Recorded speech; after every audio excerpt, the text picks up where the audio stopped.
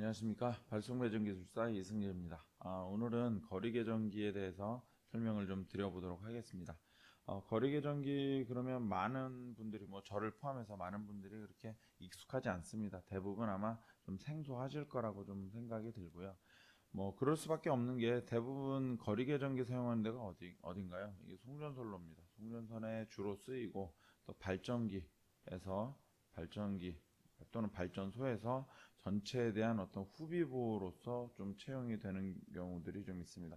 이것도 당연히 쓰이는 거고 또 쓰이게 됩니다. 그러다 보니까 통상적인 경우에서 거리계전기를 만나기는 쉽지 않습니다.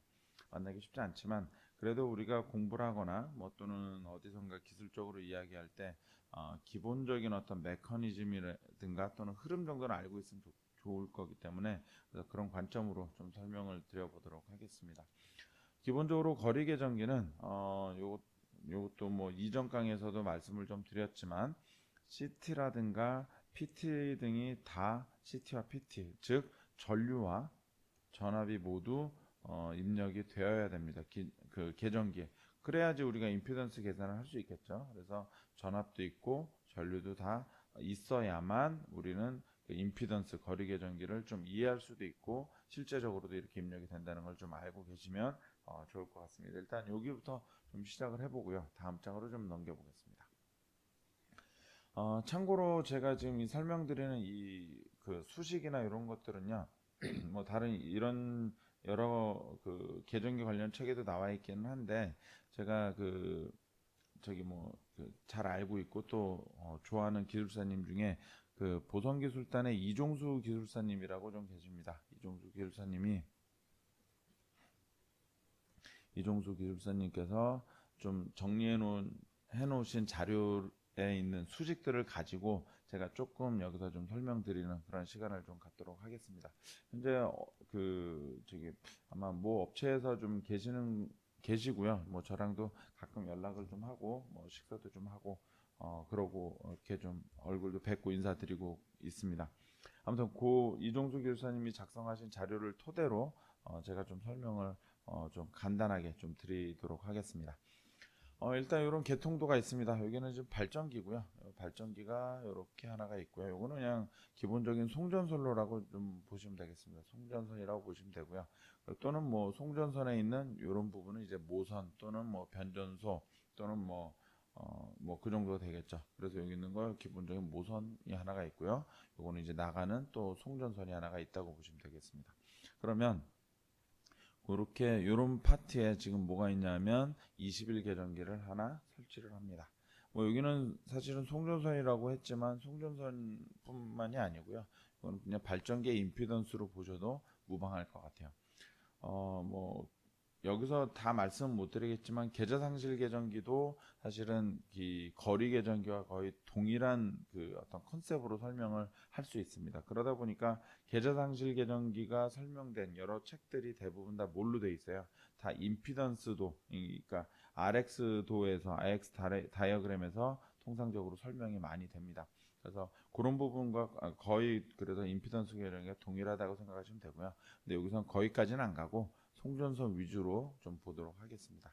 그래서 여기 있는 이 부분과 여기 있는 거리 계전기를 기준으로 좀 설명을 드리겠습니다. 그래서 이걸 잠깐 지워보고요.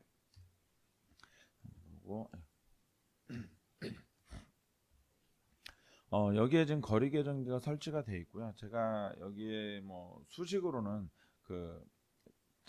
CT하고 PT에 대한 레이셔라고 이렇게 좀 해놔 있긴 한데요.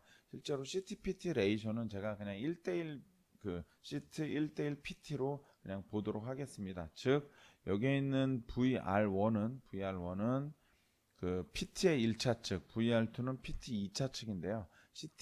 PT의 1차 측, 2차 측의 1대1이라면 사실은 이건 따질 필요가 없는 거죠. 그래서 제가 이 수식에 보면 그냥 동일하게 그냥 써놨습니다. 동일하게 이렇게 좀 써놨고요.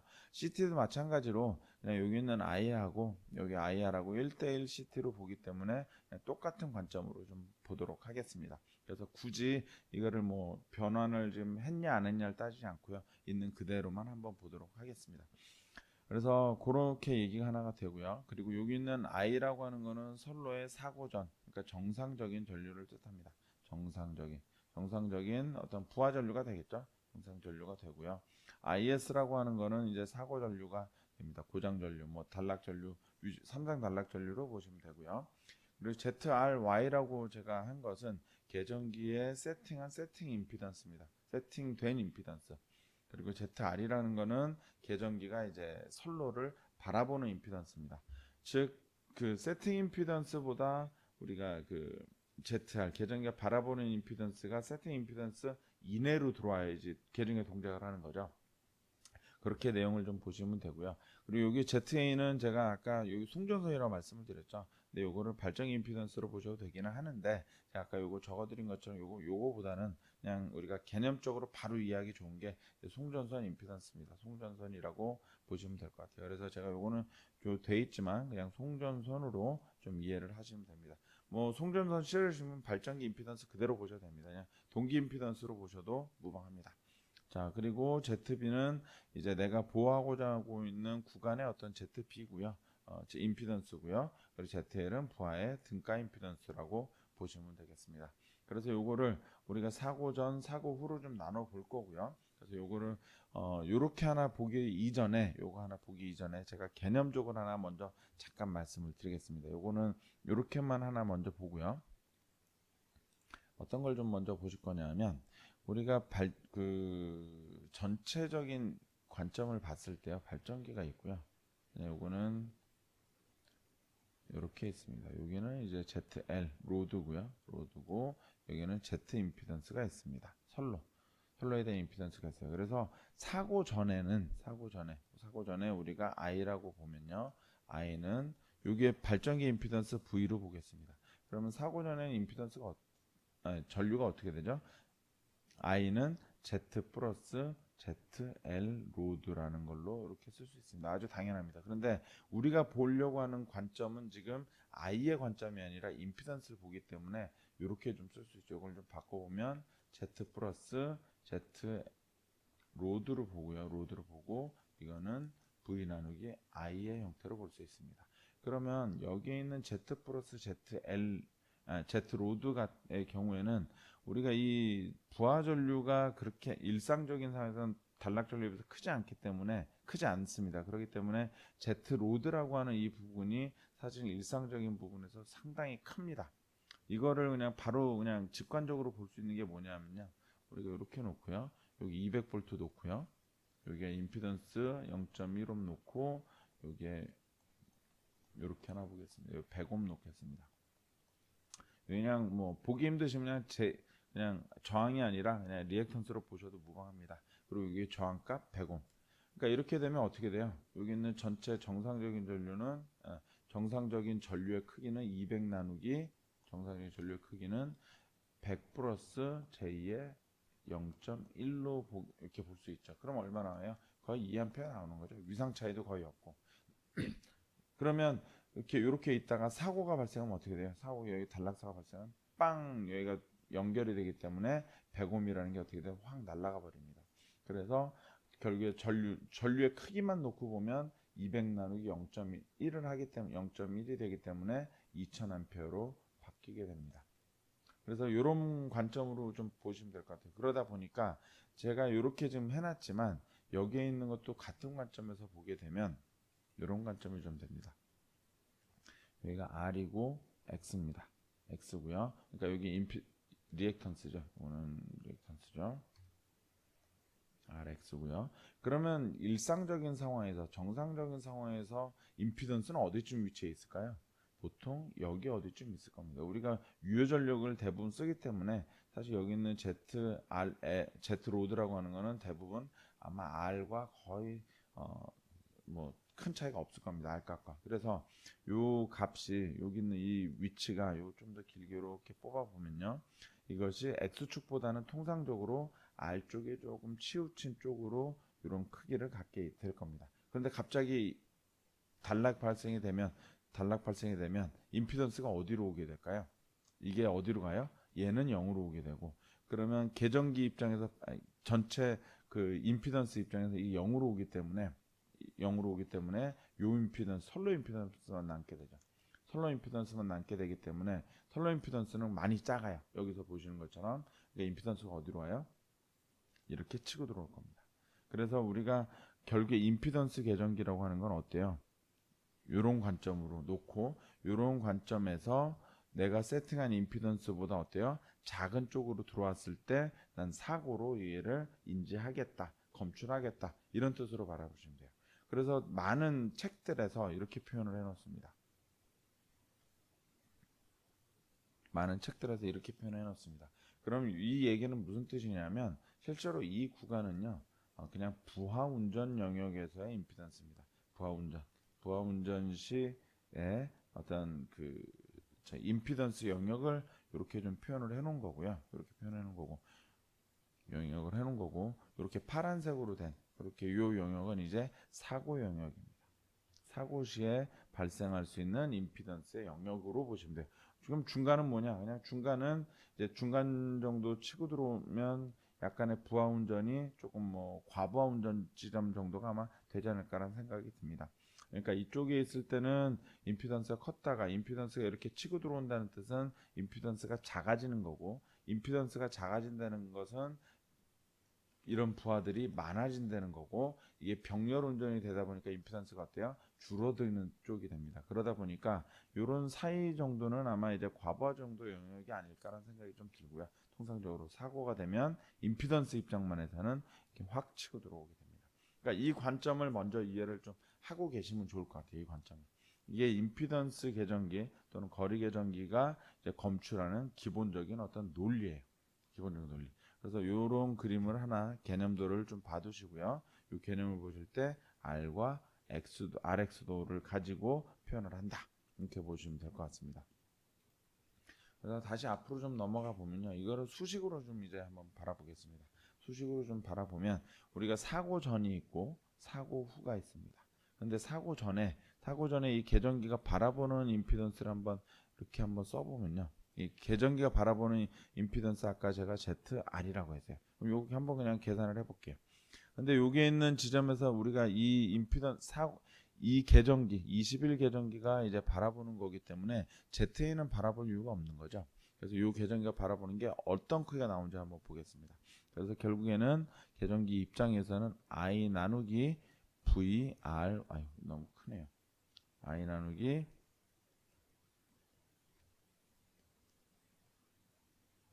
이거를 좀 다시 써보면 I 나누기 아니라 I분의 VR 1으로 우리가 쓸 수 있습니다. 그러니까 여기에서 측정된 전류와 여기에서 측정된 전압이 VR1인 거죠. 물론 여기는 제가 써놓은 것처럼 IR분의 VR2로 CT와 PT 2차적으로 볼 수 있지만 제 CT, PT는 모두 1대1로 그냥 처리를 하겠습니다.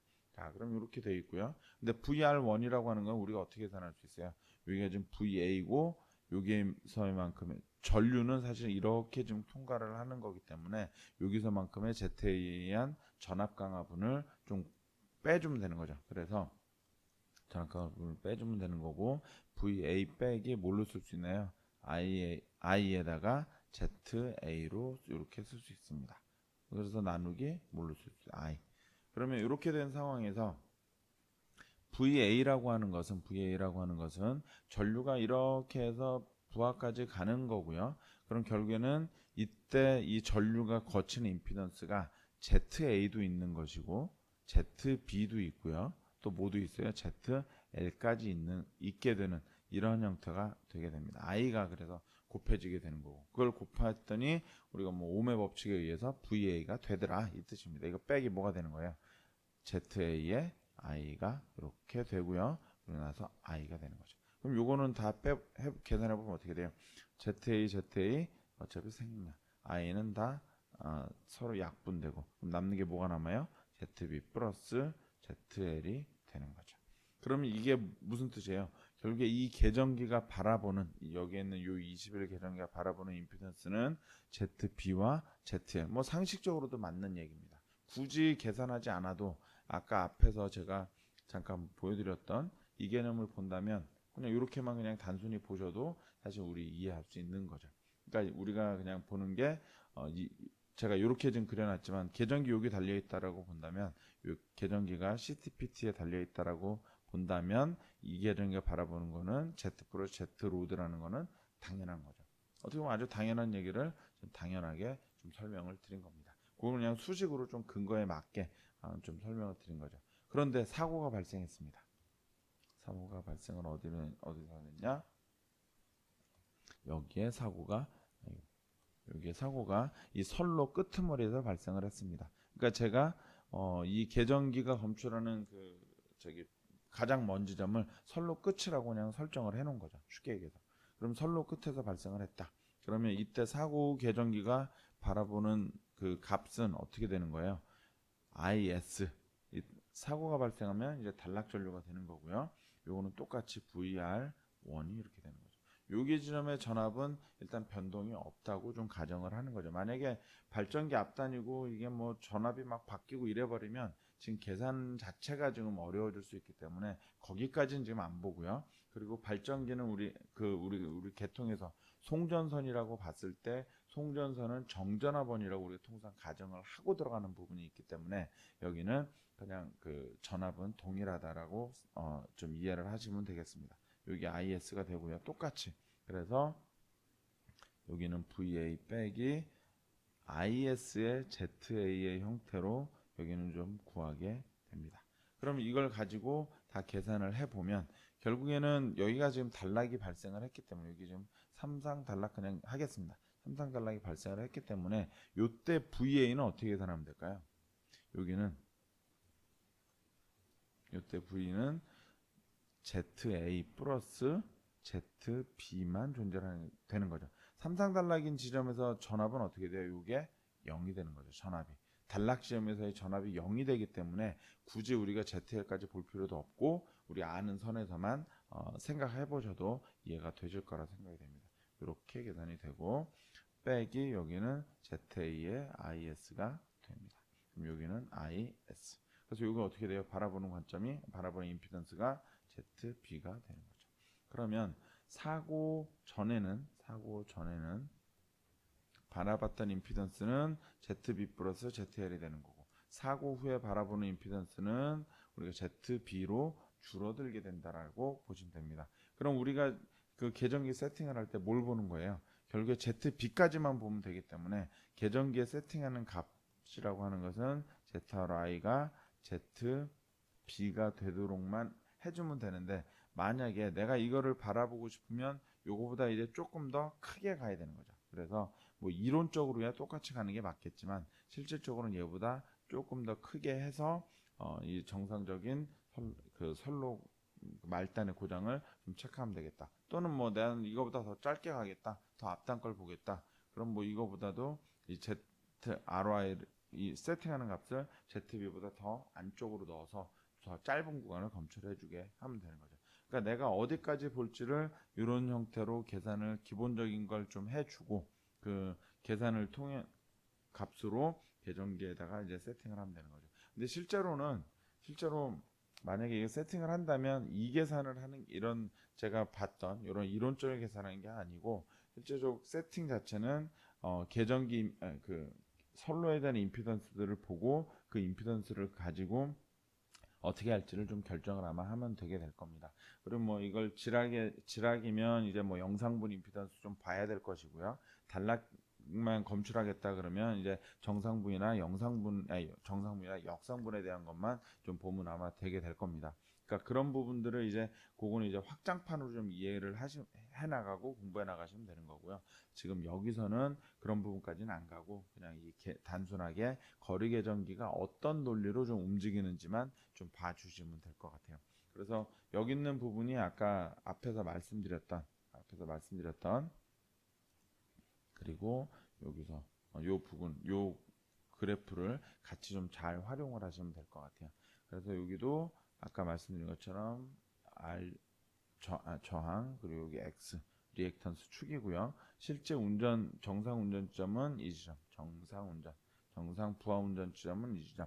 그리고 사고가 나면 어떻게 된다? 빵 치고 들어가더라. 왜? 임피던스가 전체 Z 플러스 Z 로드였다가 사고 지점은 어떻게 된다? Z로 치고 들어가더라.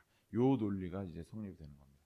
그리고 대부분 다 이게 어디로 가는 거야? R값이 상당히 작은 값으로 가기 때문에 선로 고장식의 R값이 대부분 작은 값으로 가기 때문에 실제로는 거의 X축에 붙는 형태가 아마 될 겁니다. 붙는 형태. 그래서 요 라인 어디가 아마 되지 않을까 좀 생각이 되는 거죠. 정상적인 범주에서 그 부하운전은 요 곡선, 요 직선상에서 움직이고요. 아무래도 역률이 1에 가깝기 때문에 이 구간에서 움직이고 사고가 발생하면 이 구간에서 움직이는 걸로 봐주시면 될 것 같아요. 이거는 사고에 대한 어떤 그 임피던스에 대한 어떤 그 기울기를 나타내는 그래프가 되고요. 요 곡선은 이제 정상 운전주이라고 좀 보시면 되는 거죠. 이제 대신 부하가 이제 뭐 전동 부하냐 열 부하냐 또는 뭐 전동기 부하냐에 따라서 기울기의 차이는 좀 있겠지만 기본적으로 이런 특성을 좀 갖는다. 이렇게 좀 봐주시면 맞을 것 같습니다. 그래서 여기까지 제가 거리 계정기에 대한 내용을 좀 잠깐 봤고요. 요 계정기는 이제 이종숙 일사님 거를 좀 참고해서 제가 좀 설명드렸다. 이렇게 좀 봐주시면 되겠습니다. 이렇게 거리 계정기 말씀을 드렸고요. 조금 공부하시는데 도움이 되면 좋을 것 같습니다. 감사합니다.